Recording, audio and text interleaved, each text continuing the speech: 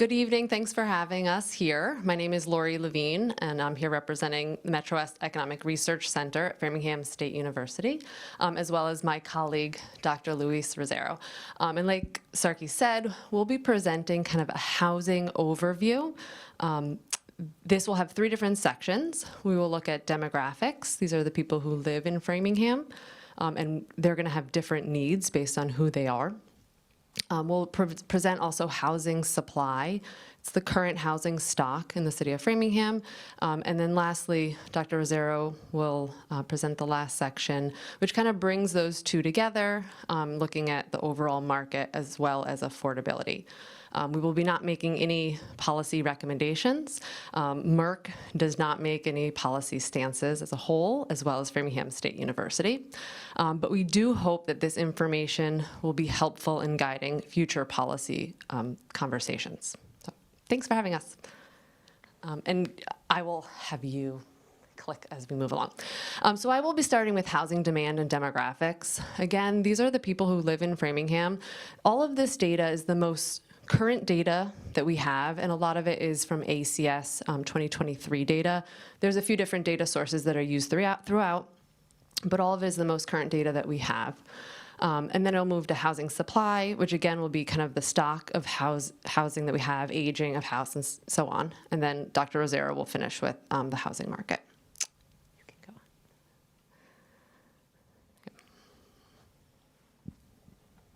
Okay, so this first graph shows the age distribution for the city of Framingham. Each bar represents the share, right, within that certain, of the total population within that age group. It's actually a pretty even distribution, and it's unlike kind of a typical pyramid we would see with an age distribution. The largest share falls in kind of that mid-range, and I know for some of you, oh, actually it doesn't work. Never mind. It doesn't work on the TV screen. But the kind of that middle share makes the middle part of that graph makes up the largest share of the population. So kind of that typical working age population, the 25 to 55, makes up the largest share of the population. The bottom part, so the numbers are a little small for you guys, but the bottom part of the pyramid would be children, so kind of the 0 to 19 age range, and that's not quite as wide as we would typically expect to see, so it makes up a little bit of a smaller share of a population. And then if you look at the top of the pyramid, that's our older aging population, that still makes up a very sizable share of the population, right? And so the population in the city is quite diverse. We have an aging population, which often we're going to have restricted income. We have a large share of a working age population, and then we also have families with children. This next graph shows the housing type and size. And most notably, if we look at housing type, so the orange is non-family households, and the green is family households. So non-family households dominate a one-person household. Family households, on the other hand, are a little more evenly distributed between 2, 3, and 4 person households, as well as there is a smaller share in those even larger family or person households. But most notably, if we look at both family and non-family households, 1-person and 2-person households make up the largest share. You can go on. So this graph compares the size of the household to Marlborough, Natick, and the state. So in the housing production plan, it does require that we compare to what they call peer communities. So these are communities that are both local and similar to the town or city in some way. So in this example, we compare to Marlborough, Natick, and then Massachusetts as a whole for the larger region. The blue bar is Framingham, so that's kind of the one to focus on. And the orange is Marlborough, the red is Natick, the gray is Massachusetts. In all of these regions, 1-person and 2-person households make up the largest share, with 2-person households being the largest. Framingham, so those blue bars for the 3 and the 4-person households, do have a larger share than the other communities and the state as a whole. Right, so that might mean Framingham has a larger demand for kind of those mid-size, moderate households, right, to support those 3- and 4-person homes. This graph is showing the distribution of income for the city of Framingham. And the city of Framingham has a really wide income spread. If we start at the bottom end of the income distribution, so the darkest green color, kind of at the top, is 14% of the population, or 1 out of 7 households, have a household income of under $25,000. If we combine those two green ones, so the 14 and the 11%, a quarter of households have a household income less than $50,000. The largest share of the population is the orange piece of that pie, which makes between $50,000 and $100,000. Right? So if we combine all three of those, you have a little over 50% of households making under $100,000. On the opposite end of the spectrum, so if we go all the way to the red part, the red pie chart, the piece of the pie, 22%, so again, just under a quarter of the population makes over $200,000 for a household. So it is showing a pretty wide spread of income distribution in the city. And this graph compares median income for Framingham with, again, Marlborough, Natick, and Massachusetts. The median income for Framingham is just under $100,000, which is in line and pretty close to Marlborough as well as the state, but does fall below Natick, which has a pretty high median income of about $135,000. The numbers in parentheses there are representing the percent change in the last 10 years, so 2013 to 2023. And you'll see that all of them have pretty noticeable increases in those 10 years, with Framingham having an increase of about 45%. And that's a number kind of to keep in mind when Professor Rosero talks about some of the increase in costs and price of homes as well. Okay, so housing supply, good. So in this section, we'll look at kind of what the housing supply actually looks like for the city. To start, this shows the distribution of houses by type, and the green part represents one-unit detached homes, and that makes up just over half of the total homes in Framingham. Additionally, 19%, so the gray part of that pie chart, is made up of units that are in buildings that have 20 or more units, so kind of the larger apartment complexes. The rest of the distribution is made up from one unit attached, which would be like a townhouse, up to units in buildings of 10 to 19. So what this is showing us is there's kind of the two opposite ends of the spectrum in terms of what housing type. A majority are single-family detached homes, with the next largest group being kind of the larger apartment complexes.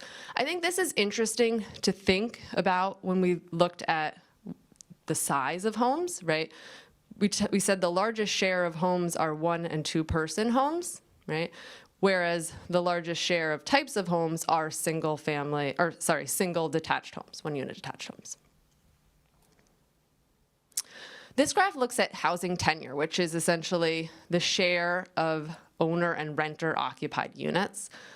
Framingham does have a pretty equal split between renter and owner occupied, with 55% owner occupied and 45% renter occupied.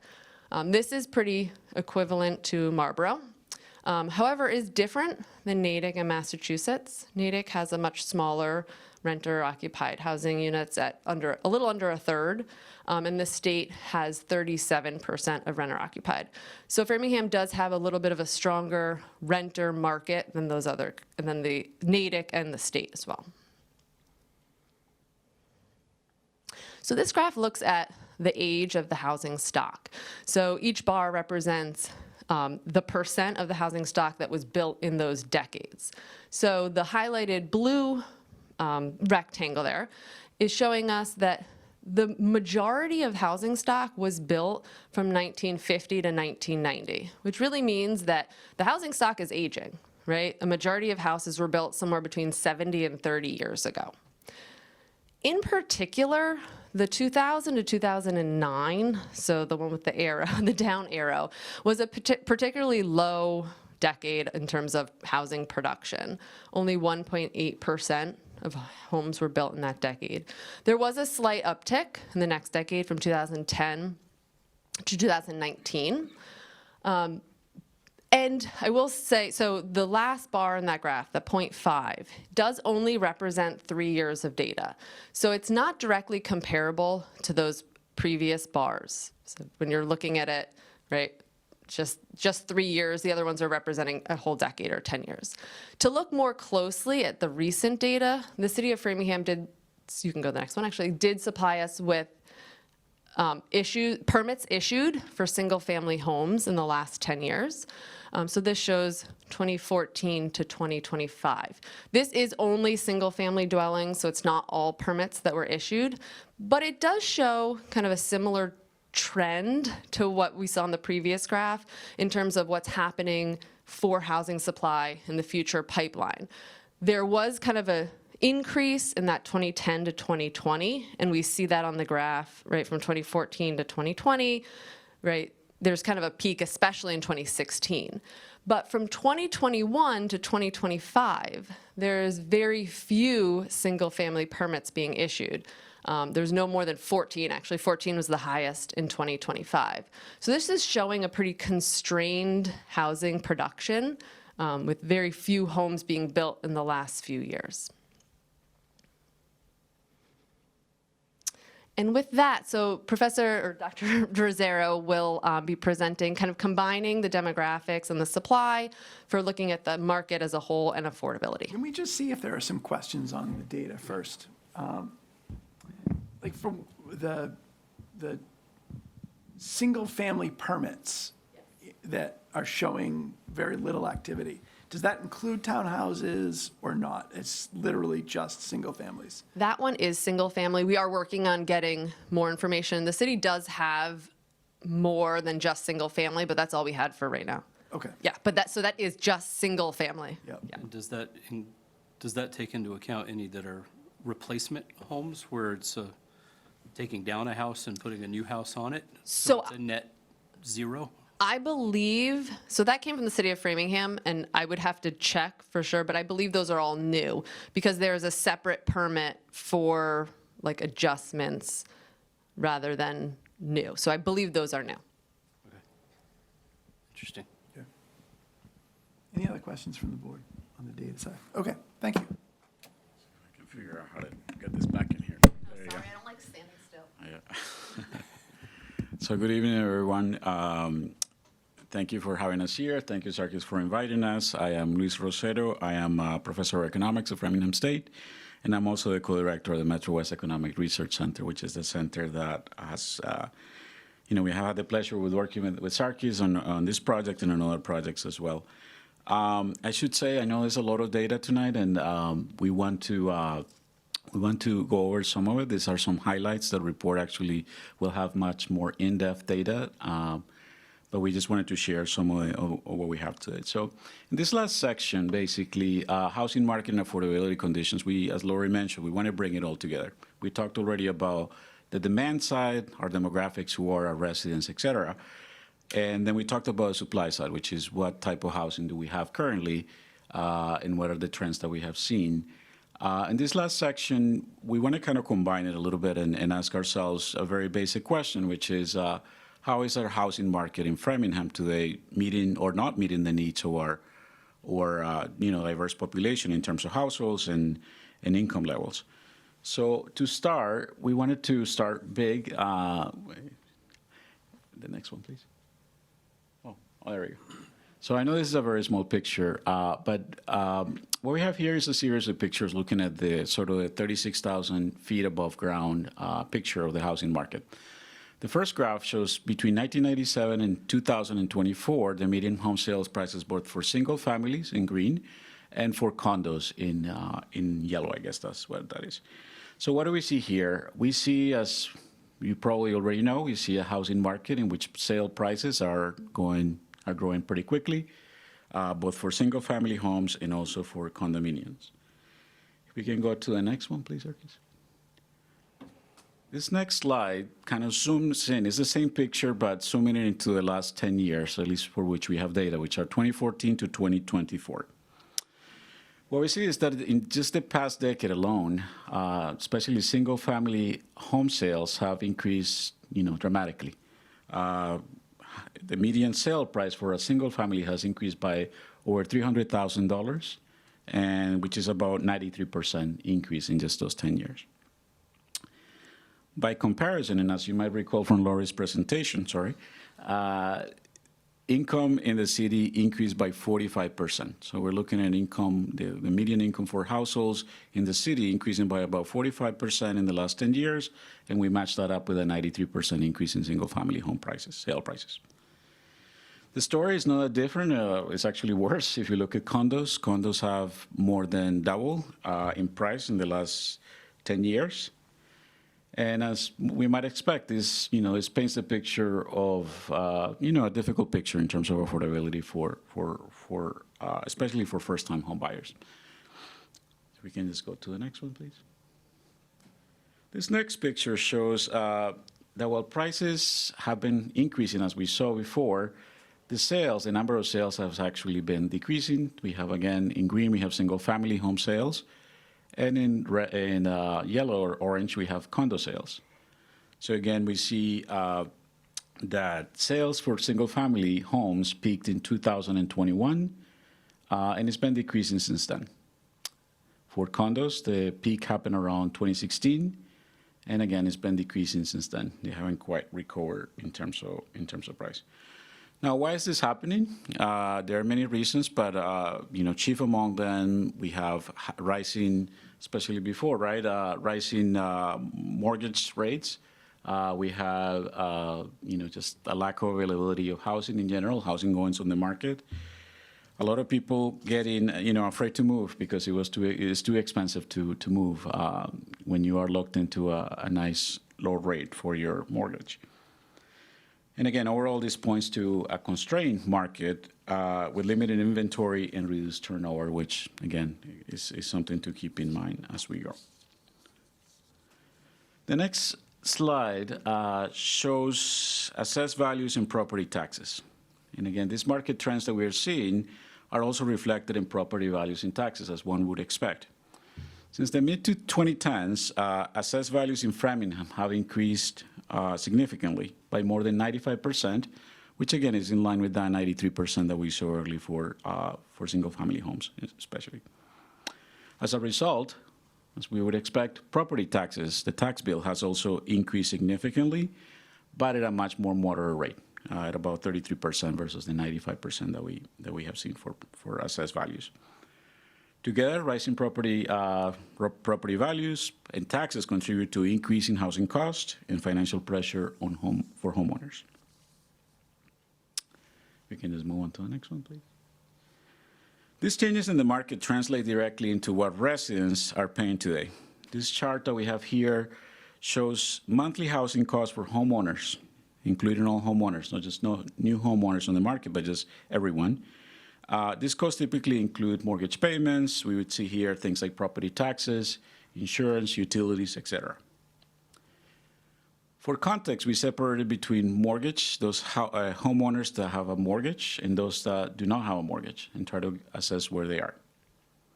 What we see is that in Framingham, monthly costs are about $2,900 for owners with a mortgage, and roughly $1,100 for those homeowners who do not have a mortgage. Compared to nearby communities, again, the peer communities that we're required to look at, we see that these costs are slightly higher than Marlboro and the state average, but still below Natick. Overall, again, this reflects the significant cost burden associated with homeownership, particularly for those households that still have a mortgage in their homes. Just move on to the next one. Now, that was for homeowners. What about for the other side of the market in terms of the demand side? So we have renters. Renters in Framingham, as Lori showed earlier, account for nearly half of all the households in Framingham. It was 45%. And therefore, we cannot talk about housing without addressing what this means for people who do not own a home, but instead are renters. The chart that we have here in front of us compares, again, two measures of rent. We have median gross rent, which comes from the U.S. Census Bureau, and which reflects what people are currently paying for rent. And in, I guess, here in orange, we have ZORI, which is market rents from Zillow. These are market rents as if someone was to go out today in the market and try to rent a home. What's the difference between those two, and why does it matter? The first one in green, again, from the median gross rent, basically tells us the actual cost to rent in Framingham and Marlborough and Natick. But it tends to be a little bit lower. You might ask yourselves, why the difference between, let's say, $1,850 and $2,200 in Framingham? And the difference has to do the first measure, the one in green, will capture leases that have been signed in the past, for example. We see there's a little bit of a stickiness to the price of rent over time. So, people who have, for example, not moved in a while, the rent will likely be a little bit lower. This would also account for things like subsidized housing. People who get Section A, et cetera, would be all factored into this value. So that's why that number looks a little bit, looks lower than the orange value, which is the pure market value today if we were going to rent. And again, this is average for all unit types: studios, 1 bedrooms, 2 bedrooms, et cetera. All right. So compared to nearby communities, Framingham's rents are lower. Oh, actually, one more. Are lower than Natick, but generally in line with the state, a little bit above the state average, actually. Again, this suggests that while Framingham may be relatively more affordable when it comes to rents than some of its neighbors, especially communities like Natick, renters still face rising market pressures, as captured by the difference between these two measures of gross rent, of rent. So next, please. So this takes us to the last part of the presentation, which I think is the one that we wanted to get to, and we're still trying to get to as part of this report, which is, where are we in terms of affordability? What does this mean for people? The data that we have here is from HUD, the U.S. Department of Housing and Urban Development, and it's for 2021. The 2022 data was just released, and I think we are going to update that soon. But that's the latest year for which we have data up until a couple of weeks ago. The cost burden measure, or is defined by HUD as a household, we say, is cost burden if the household spends 30% or more of its income on housing costs. Different combinations of that. We say that a household is extremely cost burdened if it spends more than 50% of its income on housing costs. So what we have here is a picture that for Framingham and its peer communities. So what we see again is in Framingham, about 1 in 5 households are cost burdened, and roughly 1 in 8 are extremely cost burdened. If we put those two figures together, those two components together, we can say that about 1 out of every 3 households in Framingham has some level of cost burden. They're spending more than 30% of their income on housing costs. These levels are similar to Marlborough. In the state, they're higher than Natick, for example. But again, overall, this indicates that a substantial share of our households in the city are facing housing affordability challenges. Now, let's break this apart a little bit more. The next one, please. And let's look at cost burden, the same measure of cost burden, but by tenure. And tenure meaning, again, whether you're a renter or you're an owner. What we see is that this cost burden is not evenly distributed between these two. Tenure matters for this, basically. Renters, as you can see here, face significantly higher cost burdens than homeowners. Nearly half of renter households are cost burdened or extremely cost burdened in Framingham, compared to a much smaller share for homeowners. When it comes to the extremely cost burden, or the gray bar there, what we see is that, again, renters are much more likely to be extremely cost burdened than homeowners. And again, it highlights some of the housing affordability pressures that this particular group is facing. Now let's take it. Let's break it up a little bit more, and now by income. Let's look at the distribution of this cost burden by income, and this reveals another interesting story, where we see that some of these challenges are even more pronounced when we look at some of the lower income groups. What you see on this graph is basically the categories, income categories that HUD uses. So what we call the HAMFI. HAMFI is the HUD area median family income. For context, we're talking about this is 2021 data, so the HAMFI, that level of 100% would be equivalent to about $140,000 in 2021. So the top category there is, at the top we have household income greater than 100% of HAMFI, or $140,000. The bottom would be in households that have income that are less or equal to HAMFI. So I think this works out to be about $42,000 per year. That's the bottom category. So what do we see? Again, perhaps not surprisingly, but certainly very clear from this graph, is the idea that housing burden and income are closely related. Again, no major surprises there, but it's important to acknowledge it, to see it. What we see, especially if we look at, for example, that bottom category, household income less or equal to 30% of HAMFI, we see that the majority of people, 53.3% of those households, are facing extreme cost burden. So that's more than 1 in 2 facing extremes, more than 50% of their income going towards housing. If we add to that 21.9% who are cost burden, again, we're talking about a significant portion of those households with less than $42,000 facing significant challenges when it comes to, to affording housing. By contrast, again, the top category, those household incomes that are $140,000 or more, housing affordability is not as much of an issue there. Again, not surprising, but it's good to put it in context. So with that, we just want to sort of conclude for now. Overall, what we see is that Framingham's population reflects, again, as Lori showed, a wide range of household types and income levels, creating a diverse housing needs for the city to address the needs of its citizens. At the same time, we see the housing costs have increased significantly across both the rental and ownership categories. And we also see limited supply. As Lori's graph show, we see especially that decade there where construction seemed to have basically almost come to a halt, which, again, not surprisingly leads to rising prices and low supply of housing. These pressures, as we just saw in these last few slides, are especially pronounced for renters and for low-income households. So together, these trends highlight the need for housing strategies that expand supply and improve affordability across a range of households, types, and income levels.